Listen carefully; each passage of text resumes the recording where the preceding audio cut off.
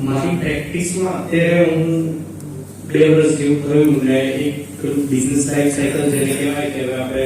introduction stage પત્યા પછીના next stage ઉપર છું અને ઘણા બધા સોલ્યુશન્સ મને ઇન્ટરનલી તો મળતા રહે છે કે ભાઈ કોઈ આવે તો ના પાડતા શીખવાની આ બી ક્વેશ્ચન છે મારો પણ ના પાડતા શીખવામાં પ્રોબ્લેમ એ છે કે ક્લાયન્ટ જતો રહે છે ઘણી વાર તો ફીઝનું સ્ટ્રક્ચર હવે મારે એ પ્રમાણે ઇમ્પ્રૂવ કરવું હોય કે પછી સ્ટાફમાં અત્યારે એક જણ રાખ્યો છે એને મેનેજ કરવું એને ઘણા કામ નથી આવડતું બધું મારી જ ઉપર હોય હવે આ સ્ટેજને મારે ગ્રો કરવો હોય તો એના માટે હવે મારે શું કરવું છે આ એકદમ મારા માટે પ્રેક્ટિકલ સોલ્યુશન જોઈએ છે થેન્ક યુ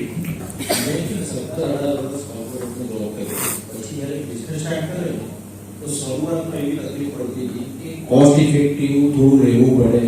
કારણ કે આપણી ઇન્કમ લિમિટેડ હોય સેલરી આવતી ના હોય અને આપણે સામે ખર્ચા કરવા પડે શરૂઆતમાં 6 મહિના કશું કમાયા હતા પણ ધીરે ધીરે એ વસ્તુ શીખ્યા હતા કોર્પોરેટમાં રહ્યા હતા એટલે કે નીચે જેટલી ઈટો વધારે મૂકશો ને એટલું બિલ્ડિંગ ઊંચું થશે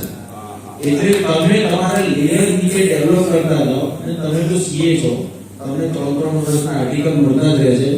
તમે ફોકસ આર્ટિકલશીપ પર કરશો ને તો તમારે કોઈ મેન પાવરની જરૂર નહીં પડે અને તમને સૌથી સસ્તો કોન્ફિડન્ટ અને કોસ્ટ ઇફેક્ટિવ માણસ મળી જશે